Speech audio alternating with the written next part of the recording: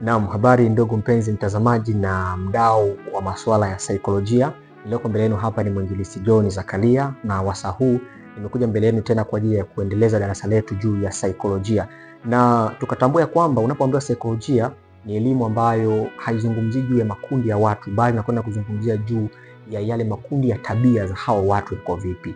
Na sio tutakwenda kujifunza kwamba juu ya saikolojia ya binadamu, saikolojia ya binadamu, ambapo tukatambua kwamba katika makundi ya hawa binadamu kitabia yapo makundi manne, ambapo kuna kundi la kwanza ambao tulitazama, kuna choleric, kuna phlegmatic, kuna melancholy pamoja na sanguine. Sasa leo tutakwenda kutambua kwamba kwa muktadha wa maisha ya kawaida, je, hayo makundi yanafananishwa na vitu gani ambavyo vipo katika ulimwengu huu?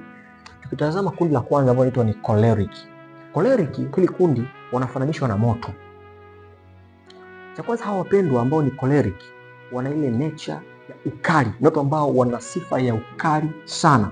Muda mwingine unaweza kumtazama kwa muda mfupi ukahisi kama vile anakutishia wewe, ni kutokana na haiba alionayo yeye, ni kutokana na personality alionayo pia. Lakini hawa watu muda mwingine unaweza kukuta hata watoto wao ambao wanawalea wanakaa mbali nao. Kwa sababu gani? Ya ile hali alionao ya ukali. Ndio maana choleric wanafananishwa na moto. Lakini kundi lingine ni kundi la phlegmatic. Tutaamua kwamba phlegmatic ni kundi la wale watu ambao ni wapole. Yes, ni watu ambao ni wapole, ni watu ambao ni watulivu, wasiopenda mambo mengi sana.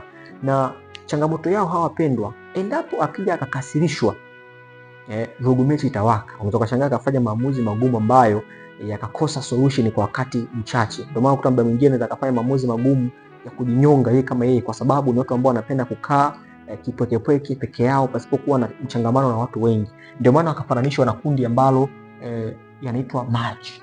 Utambua maji yakiwa sehemu palipo tulia, yametulia tuli, lakini ikitokea heka baharini pale, lazima hata meli zikashangaa ikazama au mtumbwi ukashangaa ukazama, ni kwa sababu ya nature walionayo. Kwa hiyo hili ni kundi la phlegmatic. Lakini kundi la tatu la tabia za watu au haiba ni kundi la sanguine. Yes, sanguine wanafananishwa na hewa au upepo. Kwa nini? Kundi hili ni watu ambao kwanza ni watu ambao wanapenda sana mizunguko mingi, heka zao ni nyingi sana. Ni watu ambao wana ile nature ya uchangamfu. Unaweza kukutana naye amekuja sehemu ambapo ni ugenini kabisa, watu wengi hafahamiani nao, lakini ukashangaa kwa muda huo ndani ya dakika 2 amekuja tengeneza urafiki na watu ambao walikuwa hawajui kabisa tangia amezaliwa. Sio hiyo ni kutokana na kundi lao. Ndio maana kwa sababu ile nature ya mzunguko mwingi, heka nyingi, mizunguko ya kutosha, amewekwa katika kundi la kufananishwa na upepo, kwa sababu upepo unakuwa na heka, unaenda huku unakwenda huku, unaweza ukapanda, unaweza ukashuka, ukafanya hivi. Ndio maana kundi hili la ndugu zetu sanguines wamewekwa katika mfano wa upepo au hewa kulingana na mizunguko yao mingi na uchangamfu walionao. Lakini kundi la mwisho ni melancholy.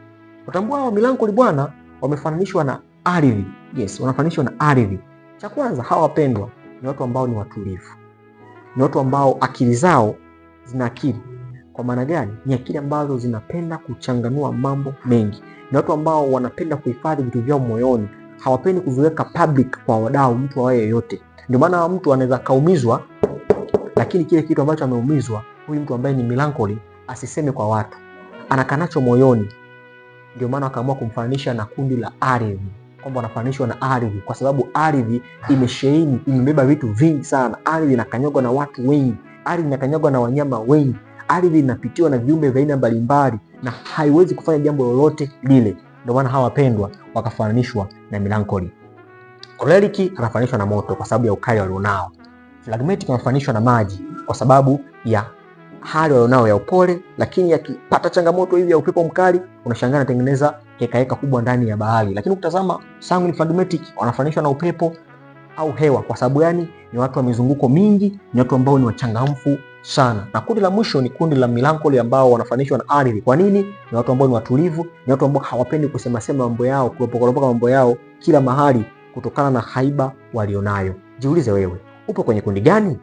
Karibu tena siku ijayo tutakwenda kujifunza kutambua haya makundi mgawanyiko wake umekaa vipi. Choleric, nitajuaje kama mimi ni choleric?